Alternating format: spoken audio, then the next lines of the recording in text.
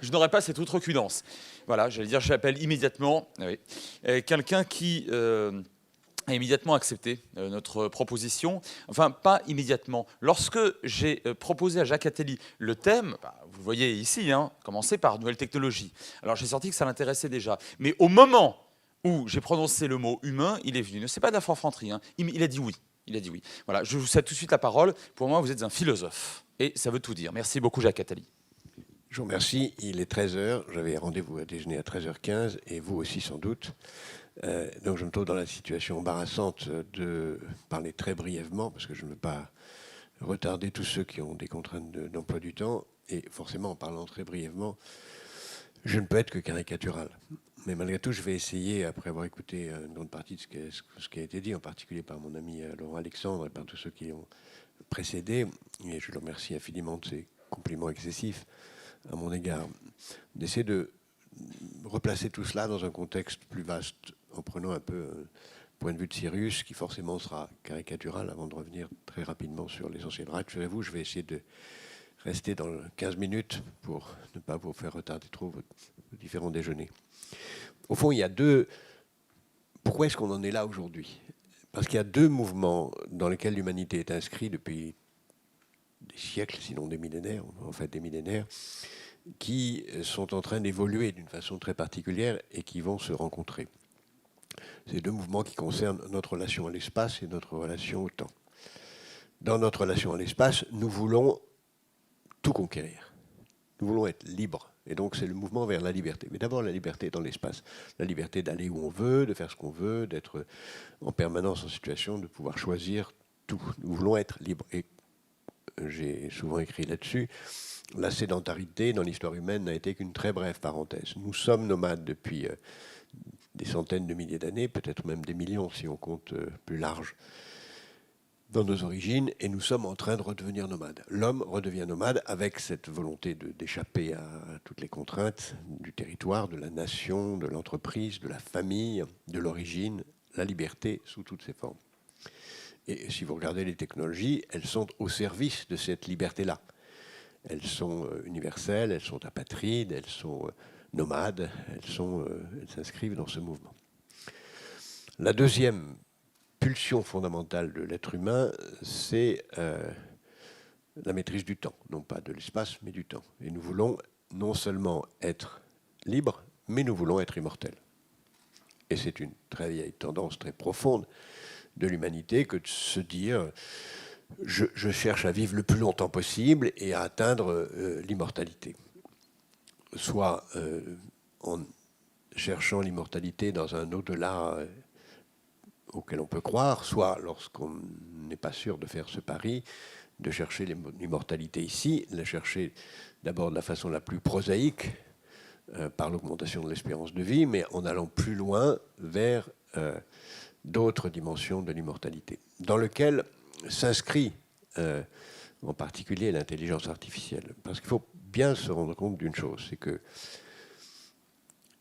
toute l'histoire du progrès technique humain est une histoire du progrès vers les libertés et la maîtrise de l'immortalité, avec une constatation implicite, qui n'est pour l'instant qu'implicite, mais qui structure nos modes de pensée, c'est que chacun d'entre nous est mortel, chacun d'entre nous sera mort avant 2100, sous réserve de ce que Laurent va nous dire que l'homme qui vivra 1000 ans est dans cette pièce.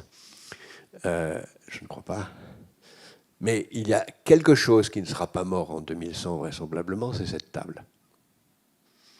Les objets sont immortels, ou presque. Nous sommes mortels. L'eau est immortelle, qui nous compose. Nous sommes mortels. Et donc, dans notre fantasme absolu, nous voulons progressivement nous transformer en artefacts. Et c'est ce que nous sommes en train de faire, progressivement. L'artificialisation de l'être humain, qui commence par des choses très prosaïques. On peut dire que le coitus interruptus, c'est le début de l'artificialisation, puisque c'est la prise de conscience de ce qu'il faut faire pour maîtriser les naissances, jusque l'intelligence artificielle inscrite dans les prothèses et les robots va nous transformer progressivement en être artificiel et en objet. Donc, le fantasme absolu, la pulsion de l'histoire longue, très longue, c'est de transformer l'être humain en un objet nomade. en une pierre lancée dans l'univers. Naturellement, c'est fou. Si on en prend conscience, ça nous paraît absurde. Et sans doute faut-il en prendre conscience, d'autant plus que nous sommes 7 milliards 900 millions, nous allons être 8 milliards, nous allons être 10 milliards. Il y a des tas de gens qui sont 1 milliard de gens qui aujourd'hui meurent de faim, 1,5 milliard qui meurent de soif, et qui a des problèmes beaucoup plus urgents que ceux dont je viens de parler. Mais pour autant, telle est la pulsion de l'humanité. Et donc, si nous voulons être humains aujourd'hui, devenir humain, c'est d'abord prendre conscience de cette folie-là, de cette transformation de l'être en un objet nomade. Et pour en prendre conscience, eh bien, il faut appliquer notre intelligence à la prise de conscience de ce que la rareté est la condition même de l'identité humaine. L'espace est rare, les choses qui nous entourent sont rares, et nous devons vivre dans cette prison de l'espace.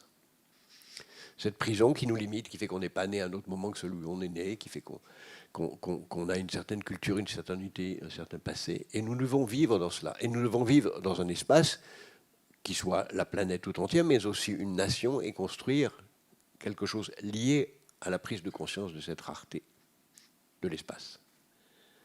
Et de ce qu'elle implique comme nécessité de la protection de cet espace, de sa valorisation. Et nous devons vivre aussi dans la prise de conscience de la rareté du temps. De ce que notre temps est bref et que notre principale préoccupation doit être non seulement d'essayer de vivre le plus longtemps possible, mais le mieux possible. Et les deux se conjuguent dans ce que la philosophie appelle depuis très longtemps, en balbutiant dans les concepts un peu partout à travers le monde, la recherche du bon temps. Nous devons et nous cherchons, et les technologies nous y amènent aussi en balbutiant, même s'ils ne pensent pas le faire, à créer les conditions pour que chacun d'entre nous, je veux dire chacun des 8 milliards d'habitants de la planète, puisse non pas vivre du temps, mais vivre du bon temps. Du bon temps, ça veut dire un temps débarrassé des contraintes de la pénibilité, un temps débarrassé des contraintes du travail ennuyeux, un temps de plus en plus libre, un temps de plus en plus créatif, un temps où apprendre, consommer, travailler, seront joués, seront des concepts qui seront dépassés parce que nous ferons les quatre choses en même temps.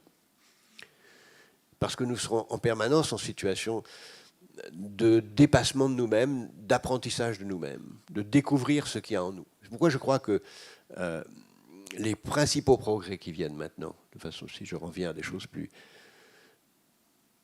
immédiates, c'est tout ce qui va nous permettre de libérer du temps. Par exemple, je crois que le premier progrès qui vient maintenant dans les pays les plus avancés, ça va être la voiture autonome.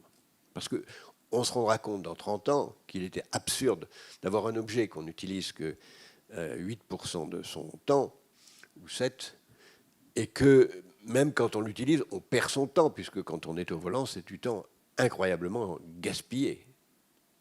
Alors aujourd'hui, on compte le temps gaspillé en parlant du gaspillage dans les embouteillages, mais non. Ou dans les retards. Non, le temps est gaspillé tout court.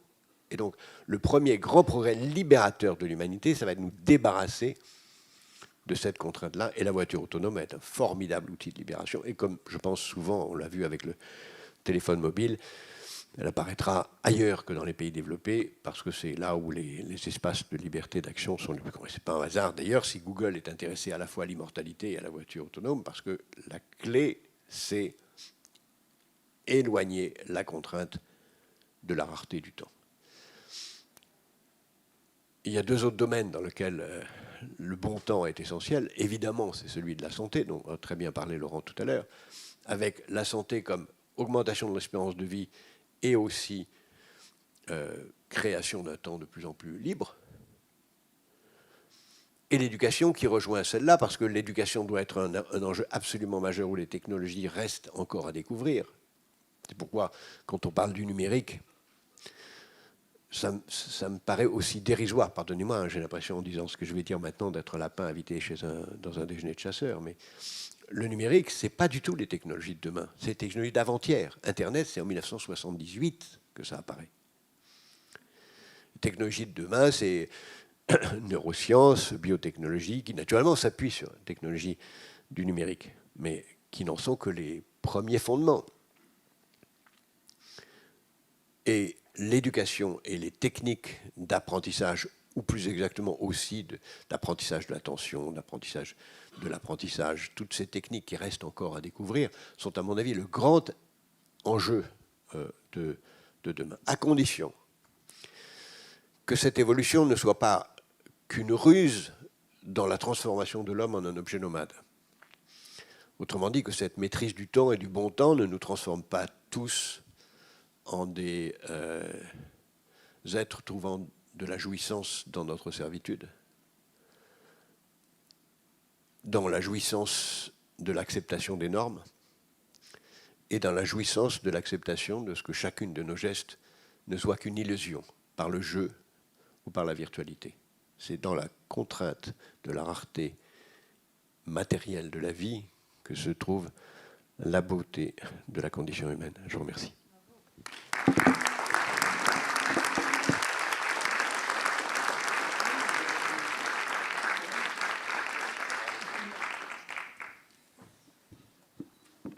Merci beaucoup, Jacques Attali. La photo, bien évidemment. Les photos. Messieurs.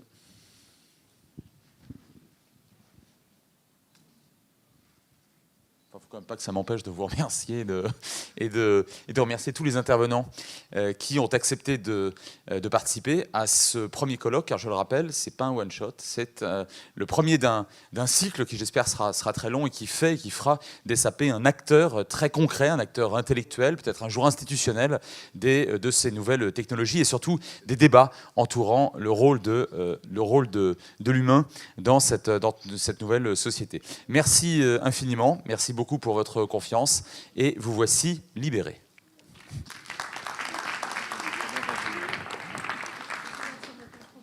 Quel étage ? 20e. C'était tellement évident. Le cocktail vous attend au 20e étage. Mais l'homme ne se nourrissant pas que de pain, j'imaginais bien que vous n'alliez pas me